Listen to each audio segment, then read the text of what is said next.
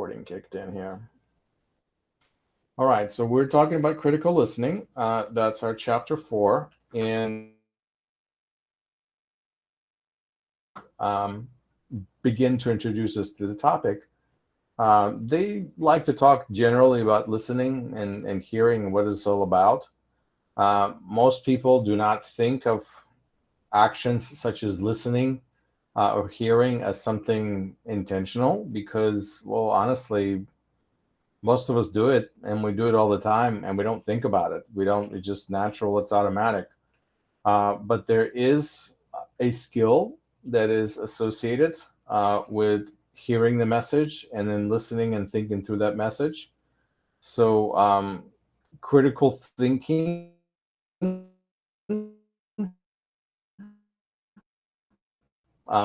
is the skill that I want you to understand, and it's very closely related to the idea of critical listening and critical thinking, critical listening. So that's the kind of they go hand in hand. I mean, you can't do one without the other. Let's put it that way. So, what is critical thinking?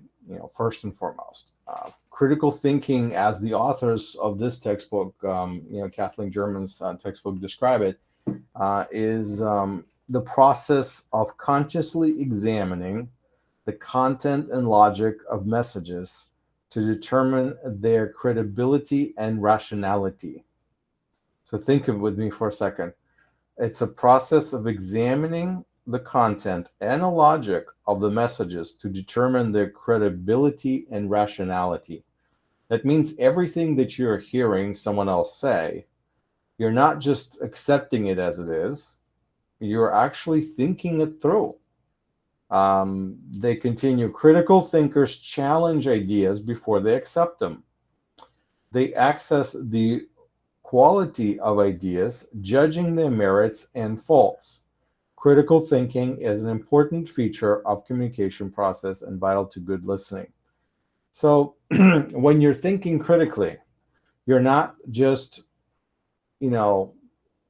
thinking. When you're listening critically, you're actually going through the content in your head and you're comparing the things you already know about that topic with the things that the person is saying, essentially. And you're saying, does that line up with what I already know? Does this make sense in light of this and in light of that?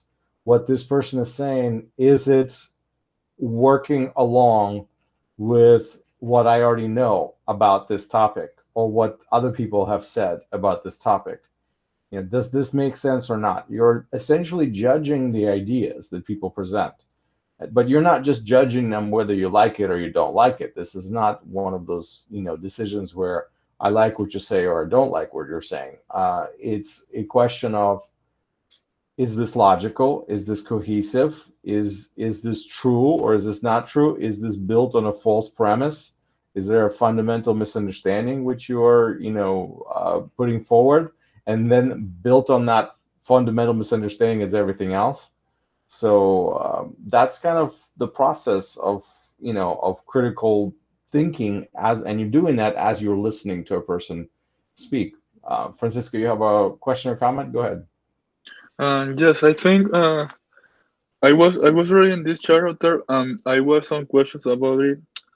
Uh, my but I think we are going to talk about later. So I just Sure. wanna Let me, I just wanna say that yeah, my good. main question is the difference between hearing and listening. And I just wanna add something. What do you say about critical listening? I think it doesn't, as you say, I think it doesn't have to. It doesn't. We don't have to.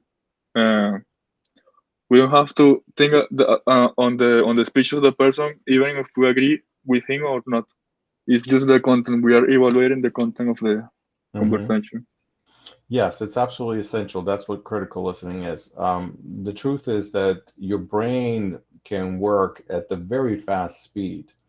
You can comprehend what a person is saying, and it does not take away from your attention, and you can be listening and thinking at the same time. And so it's actually one of those dynamic processes. So I will address the whole idea of hearing versus listening. So that's the next part actually right here on page 42. There's a section called hearing and listening. And this is an essential, sort of say, fundamental understanding that people must have. That there's a difference between hearing and listening. Hearing is a physiological process. If you're able to hear, you're able to hear. If you're not able to hear, you're not able to hear.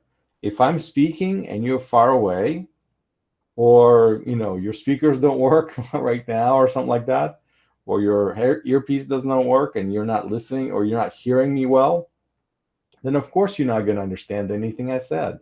Of course my message will make no sense, and it's probably not going to benefit you in any way. But hearing is a mere physiological process. So you heard me, good. But did you understand what I say? Did it make sense to you? Did you realize what that means? Maybe you heard me say something and you had no idea what I meant by it. Does that help you at all? No, it doesn't help you at all.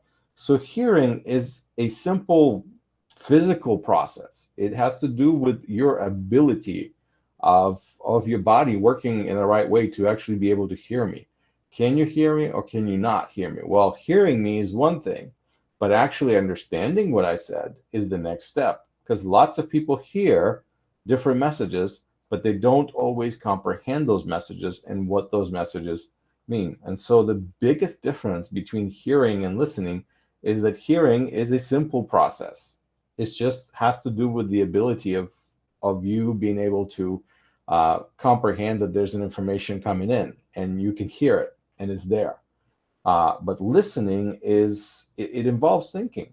And when you listen, you think, you analyze to a degree. You start interpreting things. Nobody can just listen and be not involved. Let's put it that way. You can hear and be not involved, because you're hearing somebody speak and you're not really care and you don't really pay attention. And so while your ears, are working and it's still coming through, you're not really involved in that process. You're not engaged in that conversation. And so you're just kind of doing something else. You're focused on something else. You're reading messages on your phone or whatever. So you're not really paying attention. That's one thing. But when you're truly listening, when you're engaging with the process, you start to think, you start to visualize, you start to imagine things. As the person is speaking, your mind takes you places. You start seeing images, you start remembering things, you have associations pop into your mind. All sorts of things happen essentially as you are truly listening, because if you're not listening and these things are not happening in your head, then you're not really engaging with whatever the person is saying. So it's an active process, and so thinking process takes that sound and it puts meaning to it, and that meaning, as we've already talked, is unique to you. It is very specific to you. Words mean things to you in a unique way, and you're trying to work it through in your own mind as you hear another person speak. They may not mean those words in the same exact way, but you still have to try to work through that process. We talked about encoding and decoding. So when the person speaks, they're encoding that message, you're receiving it, you're thinking it through, you're decoding it. You're trying to figure out, what did they mean? What did they say? So it is really an active process, and hearing is really a passive process. And those are the main, sort of say, differences. Does that make sense, Francisco? Is that what you wanted me to answer? Yes, I got it. Good, excellent, fantastic. I'm glad to hear that. Nancy, did you have something? I saw you opened up your mic. You wanted to jump in on something. Yeah, my question is, okay, I understand now the difference between listening and just hearing. Does listening always includes an answer, or is just something thinking in my mind that it does not specifically includes speaking or answering something? Not verbally. You don't have to have a verbal answer. Let's put it that way. When somebody's giving a speech, you're not having a conversation with them, right? You're just kind of taking it in. And it's your position, to listen, but in your head, you're responding. or in some way you're reacting to that speech. And then why are you reacting? Well, because you're comprehending what the person is saying, and it makes you feel a certain way or makes you think certain thoughts. And so your opinions start coming out naturally, even if it's in your head, because you're not having a conversation with the person. You're really listening to a message that is sort of channeled at you. It's not your time to respond yet, perhaps, but in your head, you're already responding. And that is all part of good listening, because you're engaged. Because if that was not happening in your head, that means you're not really engaged and you're not really actively listening, because that is, something that's possible. Like I said, you can be a passive listener. So hopefully that makes sense. Did I answer your question? Yes. Perfect. Thank you. Fantastic. All right. Perfect. So that's the major difference between hearing and listening. One is a physiological process. The other one is a much more mental process. One is a passive. The other one is active. Now, the textbook mentions a few barriers here to good listening. Actually, they mentioned 5 barriers to good listening, a very concise list, but these are good ones to keep in mind. So the first barrier to good listening is passive listening. They write that many of us are just plain lazy listeners, tuning in and out as our attention dictates us. So, and as a result, we miss things. So this is passive listening, or what they can call a lazy listening, is that many of us practice, not intentionally, but our attention basically goes away. We lose track. We focus on something else.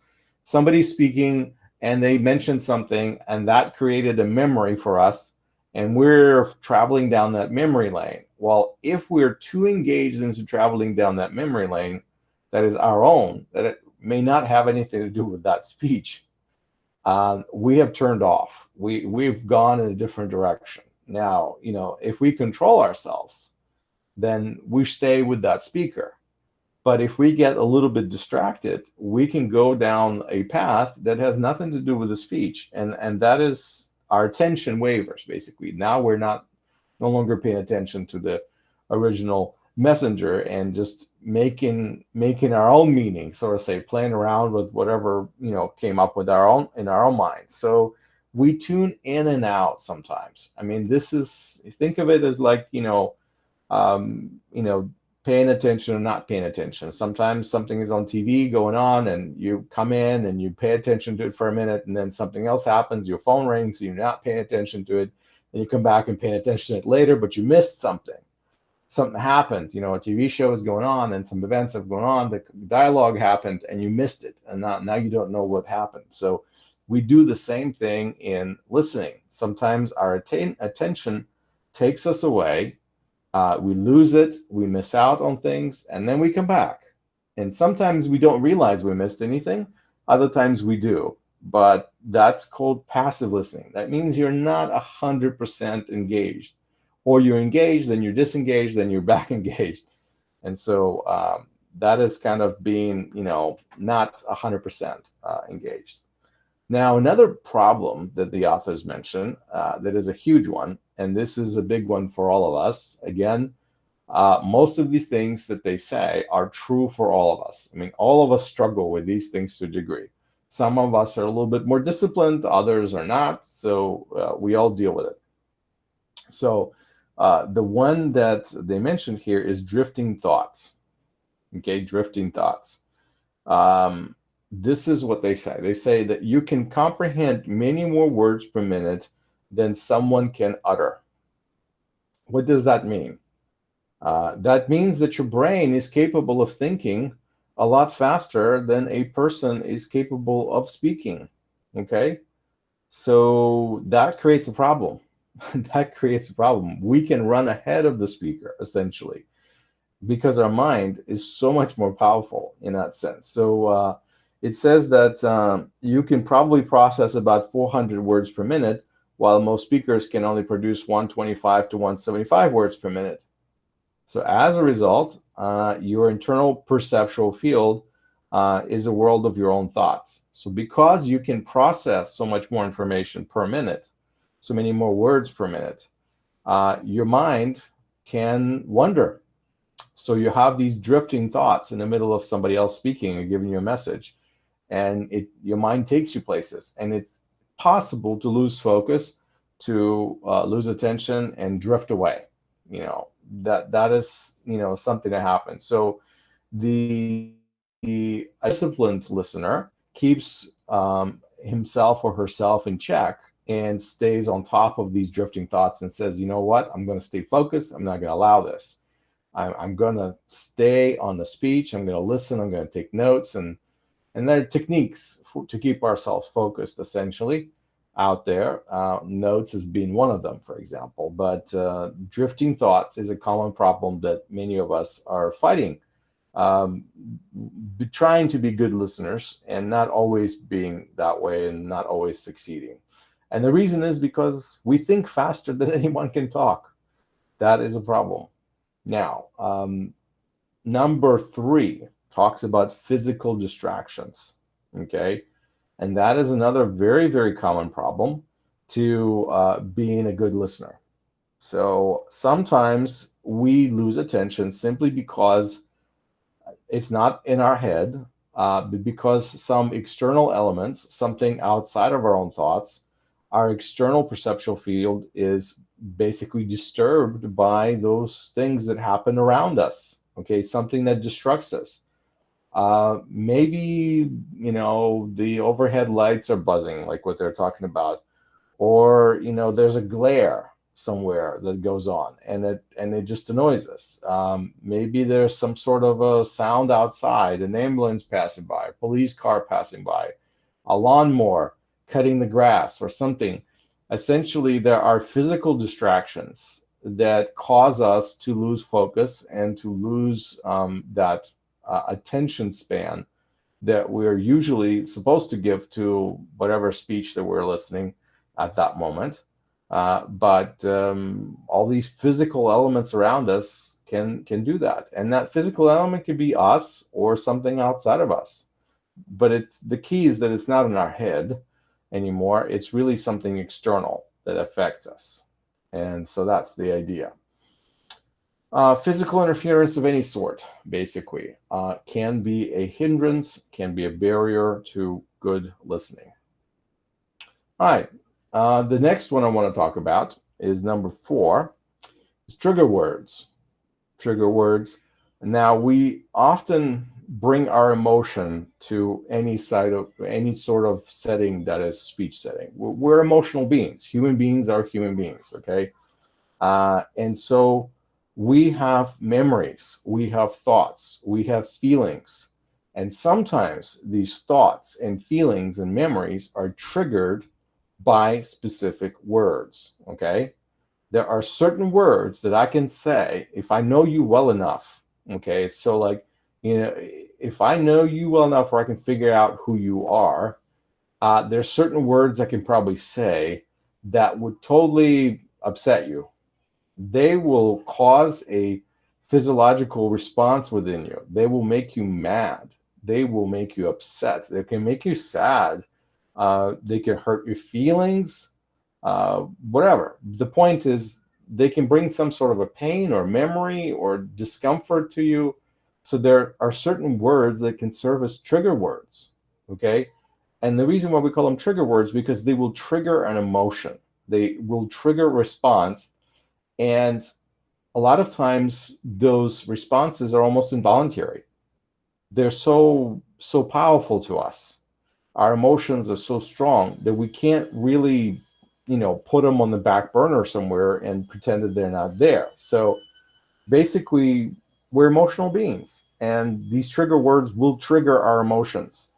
And so imagine you're listening to a speech and somebody uses one of those trigger words, and all of a sudden you're not listening to the speech anymore. All of a sudden you're dealing with your own sort of say emotional issue in your head. Why? Because a memory came up. Maybe a good memory, maybe a bad memory, maybe a disturbing memory, maybe an image that you didn't really expect to see, but some word just triggered it.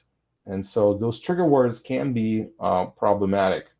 It's impossible to eliminate them 100% because each one of us as listeners, we are unique individuals and we can have different trigger words, of course. And there's no way a speaker can possibly predict or know what words might trigger a response in another human being. So the authors of the textbook highlight this point. They say many people spend time mentally debating with speakers and remain stuck on the idea while the speaker moves on ahead to others. So sometimes you hear to someone's speech, if somebody's making a speech and you hear something that really bothers you, something you don't agree with, something they said, and you're like, I can't live with this. I can't. And so you say, oh, what? Oh, yeah. And you start arguing with them in your head. Now, you don't actually speak up because you're listening to a speech. But in your head, you say, oh, yeah, you think you're right? No. Why is this way? Why is this way? And you start taking it apart in your head. And you can almost like have an argument with that person, but it's happening in your head. Well, then guess what? That argument happened because you emotionally were touched by something that person said. And that can be also distracting because you're no longer listening to what the person says. You're still battling whatever that point that you think that they're really wrong about in your head. And of course, that means you're missing, the other part of the speech because you're still arguing with them. Go ahead, Nancy. I'm going to say that usually happened to me Okay. because I know that I always think that I have like a good reason in some kind of arguments or like that. So when I'm hearing somebody speaking, then I say in my mind, and then when I see the other person that was talking, I just didn't pay attention to the rest of the speech. Right. Because your mind took you away because you decided to argue with them in your head. This is a very common problem. So I'm glad you see that in you. That's an obstacle. And so a disciplined listener catches themselves doing that. And they say, no, I'm not going to do this. I'm going to stop. I'm not going to go down that road. Why? Because that makes me an effective listener, essentially. And so these are the secrets of listening well. And these are the common things that will basically cause us not to listen well. So if you recognize some of these in you, many of us have some of them or even all those, bad habits, sort of say, and we can't not because we're human beings. It's just natural to us. Then you realize what happens. So we become not as effective.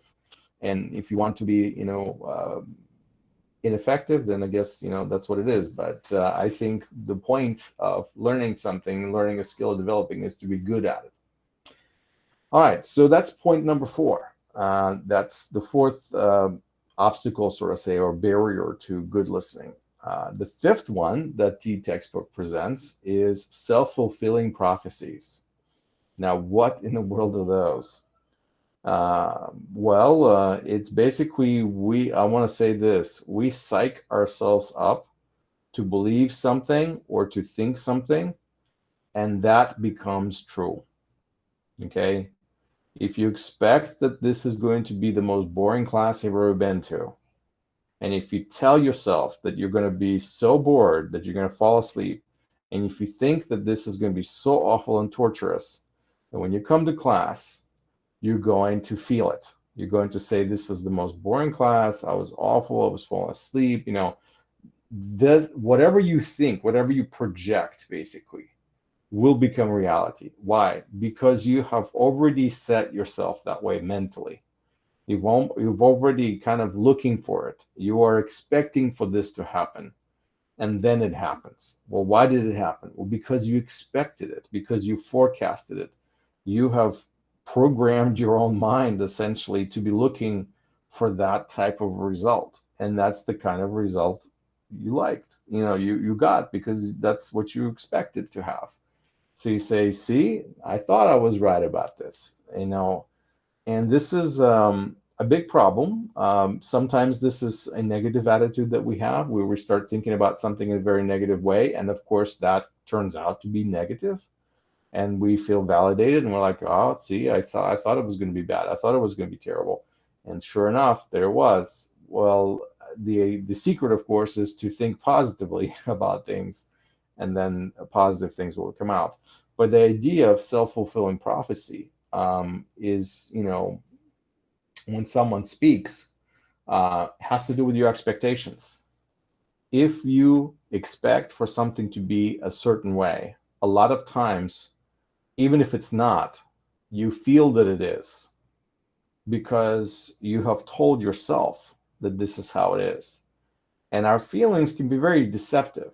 They're not always representative of reality. They're representatives of reality that has to do with us, our reality, our emotional reality, our mental reality, but not the actual reality that happens around us.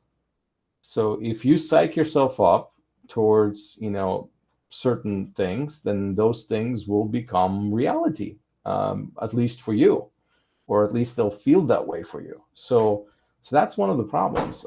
This is what we mean by self-fulfilling, prophecy. Sometimes when we listen to somebody, we prejudge what's going to happen. We prejudge how it's going to come out. Oh, that person's going to go on and it's going to be boring. Or that guy's going to just crack a bunch of stupid jokes and his speech is not going to have any substance whatsoever, because all he's going to do is make a bunch of jokes. And I don't have time for this. I don't have time to listen to a bunch of jokes. I'm not interested in entertainment right now. I'm interested in learning, or something like that. Whatever is in your mind, whatever attitude you may have, if you are going into, a event or speech with an attitude like that, a lot of times that's exactly what you will take out of it, essentially, because that's one of those mental sort of things that happens to us. So hopefully this makes sense. I think these are very good. These are very sensible. These are very common things that we all do to a degree. Sometimes, we can see ourselves in this list very easily, sometimes not so much. But I think this is something we all do as not so good listeners. So, of course, the idea is to avoid these behaviors and become a better listener. So that's the idea. All right, good. Any questions, any thoughts on this? What I think is that the last one that you said is very important, because it's like everything in life. Our minds are very powerful. So if we think negatively, there's gonna be negatively. But if you think that it's gonna be positive, even if you know that there's might be like boring past, let's say, like history, or I don't know, something, you have to be positive, because everything can change. Yeah. Think about people who compete. Think about athletes or somebody like that. They psych themselves up that they're going to win. Why? They know that the people they're competing with are just as good as they are, maybe even better. But they say, I'm going to win. I'm going to win. I'm going to be the best. I'm going to finish this. I'm going to do this. And they say that to themselves.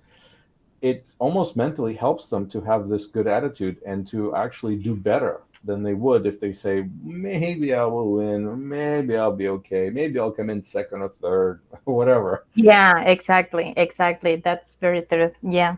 All successful people, whatever it is that they do, they tell themselves, I am the best. I'm going to do this. I got this. I figured this out. I mean, it doesn't really matter. You go in a job interview and you say to yourself, by looking in the mirror, I look great. I'm smart. I've got this. I've got this in my bag. I'm doing great on this interview. And guess what? That interview is going to go well. Why? Because you just projected positive confidence onto yourself, and you've got yourself set up for success. And if you self-doubt yourself, then most likely you're going to say, that wasn't such a great interview. I messed up this. I messed up this. I messed up that. And so whatever it is that we do in life, like you said, Nancy, our mind is very, very powerful. Our perception guides us in a very, strong way. Yeah, it's like with, for example, economy, with money. you have to be positive too, because that, I think that makes everything, like the positive vibes, makes like to get more, even if you don't have a lot of money, let's say, if you say, I have a lot of money, then you are gonna, it's like, I don't know, it's like natural, I say. The power of positive thinking is a very real thing. And Yeah. so, and that touches many areas of our life, including, things like speech and communication as well. So there you go. All right, excellent. Thank you, Nancy. Appreciate that.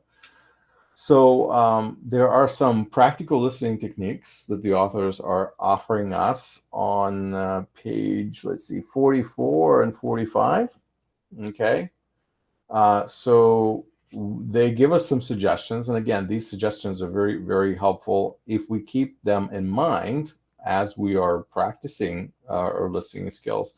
They would definitely guide us into a right direction. So it tells us that there are three things that we need to focus on. One of them is to determine our purpose for listening. Why in the world are we listening to whoever it is that we're listening? They're making a speech or something else that we are involved in, essentially. And you have to say, why am I doing this? And based on that, um, everything else will change. If you answer that question, why am I listening to this? That will determine everything else. Now, the second thing is develop techniques that help you comprehend messages. There are certain things that you can do that will help you, that will aid you essentially in becoming better in understanding what it is that's going on around you. And then basically the third aspect is when you come up with questions that help you evaluate the speech. And this has to do with this critical listening that I'm talking about. You don't just accept everything that you're being given. You say, does that make sense? Is this real? What else do I know that might contradict what was just said? Is this really true? Is this only true sometimes? Things like that. You ask these questions, and if you ask the right questions, you will have an ability to analyze the speech in a very, powerful way. And that will make you a better listener. Why? Because you didn't just take in information, you actually thought it through. So these are very, powerful and very practical techniques. All right. Nothing, not rocket science at all, but we're still talking about uh, being effective. We're talking about being good at something. So you have to figure out why you're listening. That's the first thing that the authors are saying, and so what are our purposes of listening? Well, one purpose of listening could be an appreciative listening. Okay. What is that? You can just do it for the fun of it. You're listening to somebody else because you appreciate other people giving a good speech or something like that. Or you just like that particular person, and so you just appreciate them. You have a personal connection with them or something. And your listening is because you appreciate. So you have that gratitude, or some sort of affinity towards the speaker, maybe, or towards the message. Maybe you don't really like the speaker, but you really like the message because what they're talking about strikes a chord within you, and you say, hey, yeah, I'm on board with what they're saying.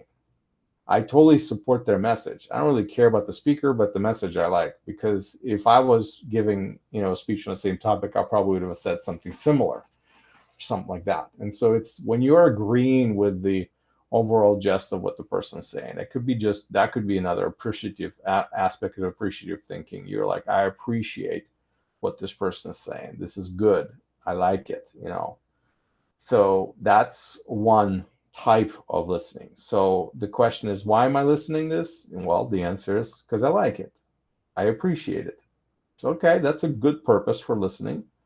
And from that purpose will flow how you're going to accept a message. Are you going to be critical? You're not going to be uncritical? Are you going to try to break it down and analyze it, or not? Well, if you say you're appreciative thinking, appreciative listening, then you've already accepted most of it and you've already made your judgment. So kind of late to say that you're going to be hard or analytical when it comes to that. You've already decided you like it to begin with, because the purpose of listening is to appreciate it. So anyway, that puts it in a whole different category. Now, another type of listening, or another purpose of listening that the authors talk about here, is discriminative listening. Okay, that has nothing to do with discrimination per se as a negative practice that we all realize that, but being discriminative, meaning it means to make distinctions, it means to set things where they should be, kind of separate things from other things, to really distinguish ideas. So discriminative listening, the authors describe it like this, that says that requires listeners to draw conclusions from the way the message is presented rather than from the message itself. Okay? So when a person is speaking and what they're saying becomes less important than the manner in which they're saying. You see what I mean? I don't know if I can give you a good example. I'm trying to think of when a person says something and the content of their words does not match the the content does not match the manner. Okay, when you have an angry person screaming at you, "I love you," all right, and they're screaming and they're mad and their nostrils are flaring, you realize that that's really not what they're saying. Yeah. So that's discriminative listening. It's no longer what the words are, it's how they're meant to be understood. And so this happens a lot of times in emotional speeches, a lot of times when people just scream and yell and say things, your goal is not to understand the words. Your goal is to understand the emotion which those words are carrying. And so a lot of times people lose that. They lose that capacity. So there's a meaning behind the message, let's put it that way. And that's really what we're after in discriminative. So we're being discriminative listeners in a sense that we are discriminating the words from the way in which those words are used. So if I want to be condescending, for example, I can say, go ahead, Francisco. I think that discriminative listening is like a movie. Sometimes it has a message, but you don't know how the movie is gonna tell it to you. Okay. That's a good example. I'm glad that's what comes up in your mind as you're thinking about it. What I was thinking about it is how I can explain discriminative thinking is more along the lines like, if I want to be condescending and I want to say something to a person, and while what I'm saying are good words and positive and affirming words, the tone in which I'm saying them is very condescending and actually very disrespectful. I can do that, and that changes it. It changes the message completely. Yeah, there is a lot of way to say the same words. Even the way you say something, it changed the way that people receive the information. Yep, and that's really what it is. So that you have to ask yourself a question. Is this what I'm supposed to be listening? Am I practicing discriminative listening because it needs to be done? Why am I listening to this speech, and how am I supposed to get it? So if you understand that is the kind of speech that you're supposed to be listening, and that is the kind of type of listening that you're supposed to engage in, then again, everything else in that speech and the conclusions you make or whatever are going to follow from that speaking purpose, essentially, or from that listening, from your perception of what needs to happen with this information. All right, our next one is emphatic or therapeutic listening. This is when we simply show an emotional support to the speaker. It's very simple. Sometimes we have communication where we listen just because we want to support the person. We want to be kind to them. We want to make them feel better. Let's put it that way. And that is an emphatic or therapeutic listening. Sometimes someone's feelings are hurt. They're upset. They call you and they're crying, and or they come to you and they're crying because, I don't know, something just terrible happened in their life. They got upset, or and something just ruined everything, and they're emotional and they're broken, and they come and they cry to you, and you listen to them, and you're not really paying attention to anything they're saying per se, because what you're paying attention to is their emotion and their pain.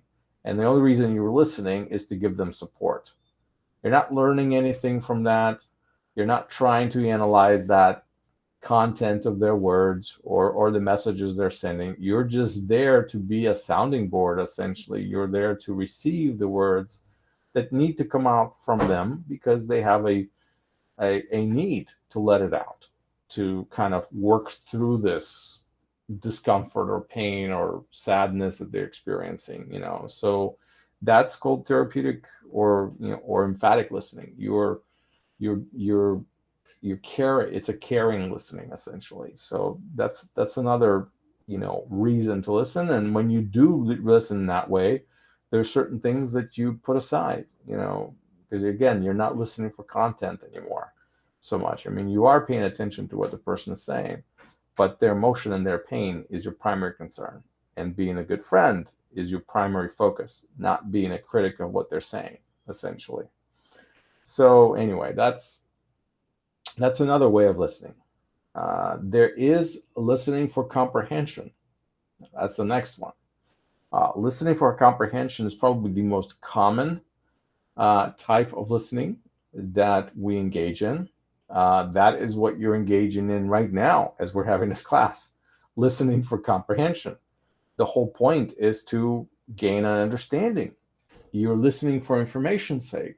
You're listening for clarity's sake. You're listening because you want to understand that there's something to be learned there, something to be gained by fully engaging into the meaning of words that you're hearing. So that's what's going to happen when you come to class and listen to a lecture. That's what's going to happen when you listen to the news on TV or something like that. You're listening to learn, listening to understand, and when you do that, you do that because you have something to gain from that sort of say transaction of you being a listener. So listening to comprehend, it's all about ideas. It's all about content, and also about the processes that the people engage in as they deliver that content. So you are looking at that. You are paying attention to that as well. So a very common type of listening that all of us engage in. And the fifth type, the last one on the list of this one, is the critical listening. Okay, so that's essentially what the topic of our class is today, and it's the most difficult kind of listening. Now, for some people it's most difficult, for other people it's natural. It really depends on you. It depends on your skill. It depends on how much you're used to this. But the reason why the authors call critical listening the most difficult type of listening is because it requires for you both to interpret and to evaluate the message simultaneously. You have to think about what person says, and you have to understand it, and you have to interpret it. And after you interpret it, after you kind of work through it in your head, you also have to evaluate it. Is it good? Is it bad? Is it okay? Is it mostly true? Is it a little bit true? Is it 100% true? And you're really listening to something absolutely phenomenal because you've never heard it put that way, but when that person put it that way, you're saying, yes, that is exactly how things are. All of a sudden you're realizing what they're saying is so true, so to the point, and you're just finding yourself agreeing with them because it, based on everything it makes total sense, and you wish you said it like that yourself, but they did it first, and you're affirming them. So critical listening is hard because you're interpreting, you're analyzing, you're evaluating at the same time. you can't just, the reason why it's so difficult is because you can't just listen, passively. You can't just barely listen. You can't just understand what person is saying. You have to go beyond understanding the message to that level of interpreting it, and looking then at the strengths and weaknesses of that, message, that implication. Once the person says something and you're like, okay, if this is true, then also this and this and this and this and this would have to be true. But if it is untrue, then also this and this and this and this will have to be this way. And so it's kind of like a logical pattern that you have to work through in your mind. And your mind can do that, by the way, as you're listening to the message without you actually disengaging 100%, from the process. But it does take a little bit of training, and it does take a lot of focus and discipline to be able to listen to the person, not lose touch with what they're saying.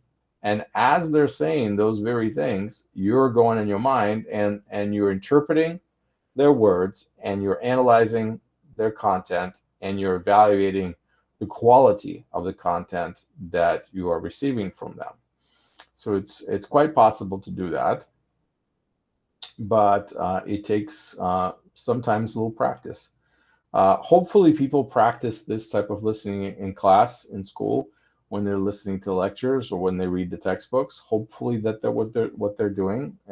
Critical listening is essential.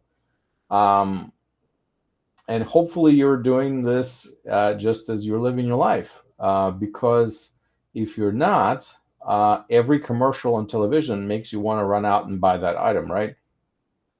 Whatever they're advertising on TV at that moment, if you're not a critical listener, you're going to run out and buy it. Why? Because they tell you to. Go and buy it. Go and get it. And you're like, okay. No, you're critically listening to it, and you're saying, yeah, that sounds like a great thing, but I don't really need it. I don't really want it, or I can't afford it, or whatever reason. So you start working it through, you interpret it, you analyze it, you say, well, it's not for me.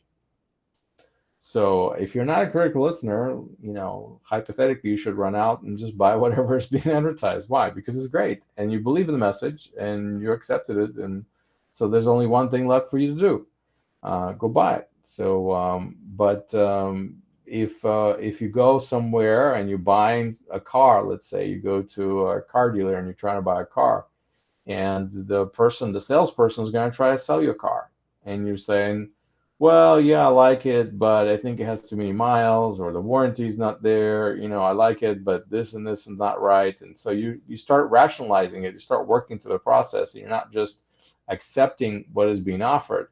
You're engaging in the mental process of working it through. And that means you're a critical, thinker, because you're working through implications of what if, sort of say. Otherwise, you just say, okay, sure, sounds good, and then you bought it. Yes, Francisco. I have one question. Mm-hmm. Which is the best way to apply critical listening?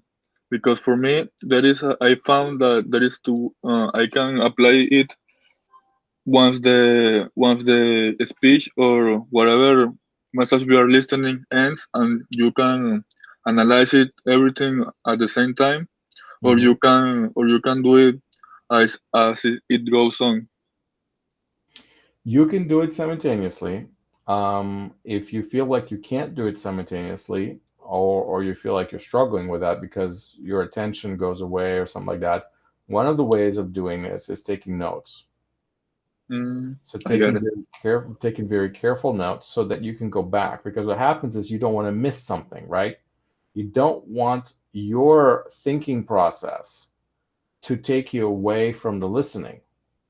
So taking careful notes, taking keywords, taking key ideas, key phrases that the person said, and then when the speech is over, let's say, you're going over in your head and you say, I remember they said this and this and this, and you look at your notes and you're remembering. Why? Because you took those notes, you took those keywords, and they bring up everything that's being said. And since it's fresh in your head and you just heard it, now you have the idea of working it through, even if you weren't able to do that on the fly at that moment immediately. So So that there's some techniques that you can use, and note taking is one of them. All right, good. Yes, thank you. You're welcome. Basically, the basic idea is behind critical listening is this: when you listen critically, that means you work through the message, you analyze it, you evaluate it, you basically coming up with an answer to yourself. This is something worthwhile listening to, and I'm gonna accept it, or this is not worthwhile listening to, and I'm not gonna accept it, or this is worthwhile listening, but I'm only gonna accept it partially. Basically, you're making decisions of how valuable and how good and how essential what you're listening is to you personally, or is it applicable to you even at all. So that's what we do when we do critical listening.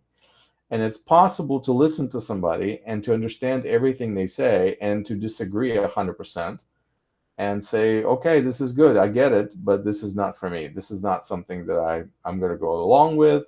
It's not something that I'm going to accept. And so you're essentially rejecting the message, but you're not doing it because of some, superfluous reason. You're doing it because you have thought it through. You analyze it and you said, this is not going to work for me.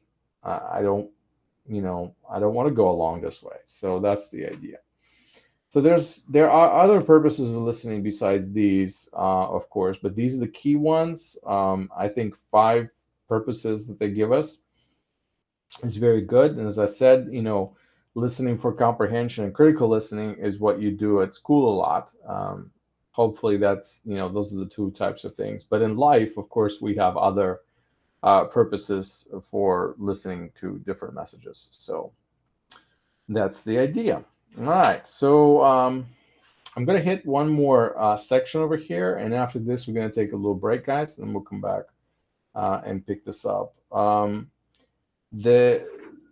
The authors of the textbook want to highlight these couple of listening techniques. And one of them that they want to highlight is listening for comprehension. Okay. So this is on page 45 I'm looking at. So they talk about listening for comprehension, and they say that it requires you to understand 3 essential aspects of speech content. So when you listen to truly comprehend, not listening just to provide emotional support, or not listening just for fun, you're actually listening because you want to learn something. Okay. So what are the things that you must keep in mind?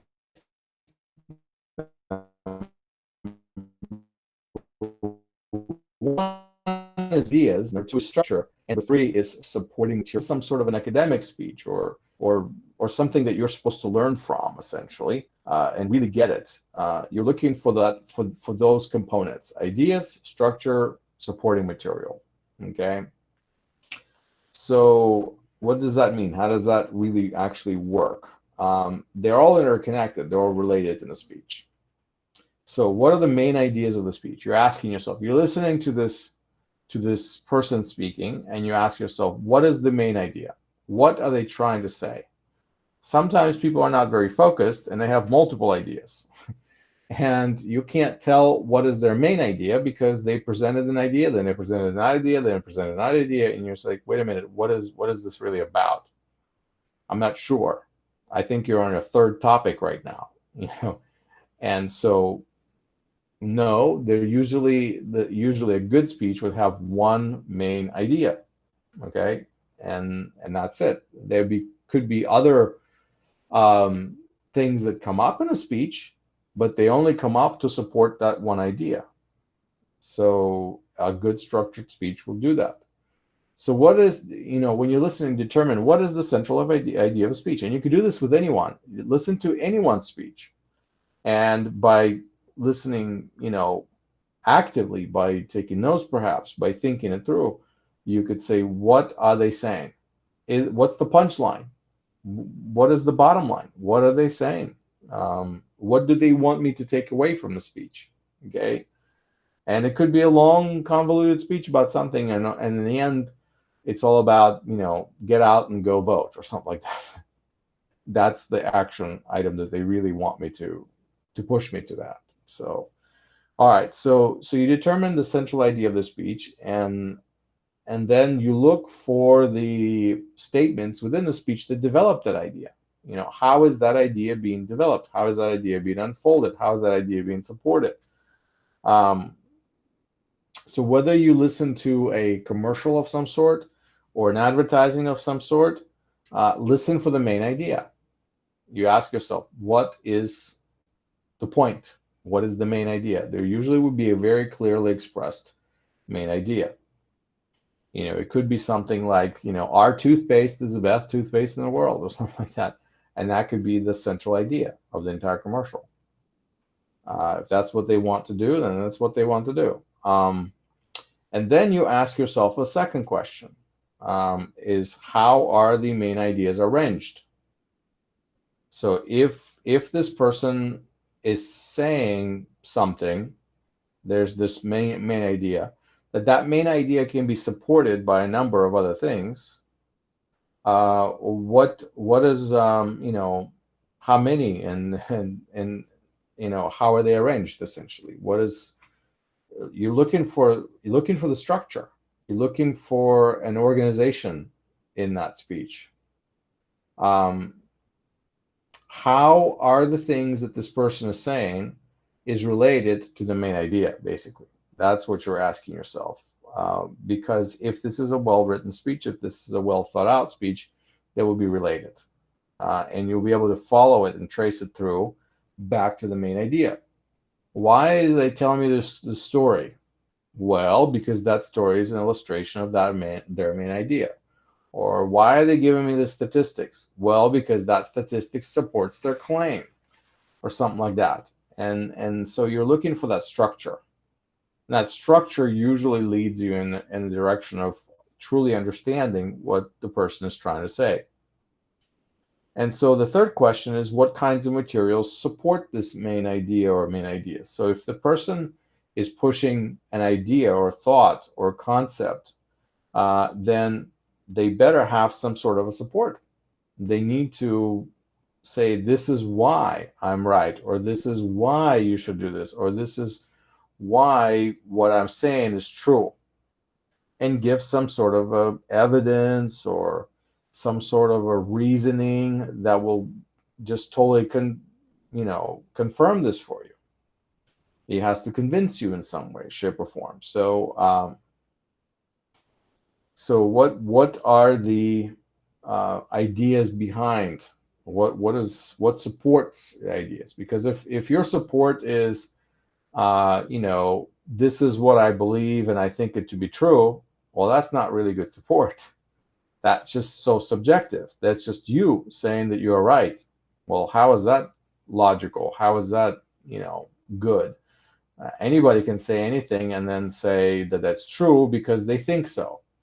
That's not a good reason. So what are the supporting materials? What does the person have to offer to verify that their thinking is right, that their ideas are sound and proper? So what clarifies their thought, essentially? That's what you're looking for in any speech when you're listening to truly understand what's going on. I mean, you're looking for those confirmations. All right. There is a technique that the authors present to us on page 46 and 47. Okay. And this is the technique that I want you to remember. It's called the RRA technique. Letter R, letter R, letter A. RRA. And it's an abbreviation. It stands for review, relate, and anticipate. Okay. This is something that you can practice as you listen to somebody's speech. The review is what the person has said, essentially. Can you summarize what the person has said? That's the review aspect. The relate has to do with what you already know. What this person said, summary, does what they say relate to other things I know to be true or fact, you know, and then anticipate what would they might say next. If this is what they're saying now, and if I know this to be true, do I think they're going to next say something like that? So you anticipate. And when you do that, you actually are focusing on the message and you're thinking through a message and you're staying on point. You're not losing your connection to the speaker, but you are anticipating what they might be saying. So if I was given a speech on that topic, where would that go with it? If I had to develop this central idea, what type of evidence or reasoning I would use? And so you anticipate. A lot of times you can anticipate by knowing the speaker. You can anticipate that, you know, they're going to go to such and such example because they always go to that example or something like that. But this practice of using the RRA technique is very, it's active listening. That's what we call, you know, a listening that is introspective, a listening that engages the content on many levels. Okay, so here's some examples that the textbook gives, and I think these are actually pretty good. So they talk about review, relate, anticipate. So review: your instructor said that the Byzantine Empire, located in the Eastern Mediterranean area, lasted from 324, AD 324, until the Turks invaded it in 1453. So Byzantine art focused on human figures, usually members of the Holy Family or people represented in the Christian Bible. You might not remember these details when you write them down in your notes. You can review them again after the lecture. So the idea is that if you're taking notes, you would jot down these years, for example, and facts, and names, and places, and then you're able to go back and reconstruct what the person said from your notes. And you can review and you can almost summarize everything that the person said on this topic because you have the things that you would have otherwise forgotten because you wrote them down, like those dates and those places and those tiny little facts that will help you remember the whole story. They'll help you remember the whole message of what the person was saying. Now, relating is a little bit different. So what do you already know about art that features holy figures? Can you identify any places such art is used today?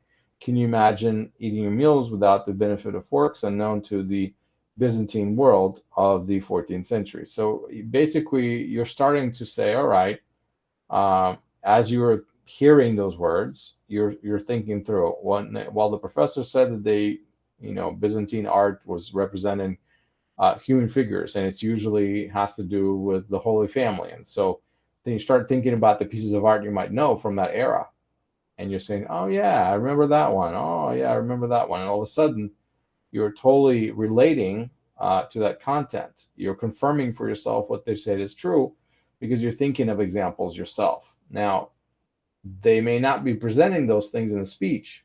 It's something you do. Your mind is taking you there, but you're not taking your focus away from the message. You're staying on the message, but you are basically, by relating to the message, you are enforcing your connection to the message rather than diminishing it. So the key is not to lose sight of what is being said.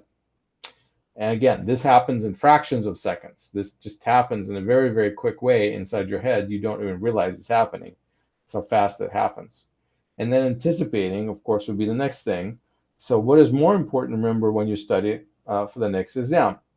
Is your instructor more likely to ask you about the forks or about the characteristics of Byzantine art? So, if your instructor mentions a reading assignment, jot it down, read the material before the next class. Now you become an active listener. So what the textbook is really essentially relating to you, is to anticipate. Like if you just read a bunch of information, you heard a bunch of information, You say, what is really important here? What was really emphasized? What are the kinds of things that most likely will be on a test, so to say? And so you basically focus on those, but you are using your analytical power, you're using a judgment to come up with that idea. Whether you're right or wrong, it's a different story, but at least you tried and you focused on the right things. And if you were a good listener, then, you probably would, turn out to be right about these things. So that's so I want you to remember the RRA technique: review, relate, anticipate. It's quite useful in active listening and quite useful in listening for comprehension specifically. All right, great. Let's. If you guys have any questions, right now is a good time. I'm going to take a little break here for a moment. Let's see. Let's take 10 minutes and then we come back and then we'll finish up the chapter. All right. So it is 44 minutes past 4. So let's come back 10 minutes for so 4:54. Okay. And then we'll finish up this chapter. All right. I'm going to turn off my camera, turn off my sound here. You guys take a break. I'll see you back in class in a few minutes. Okay. Okay.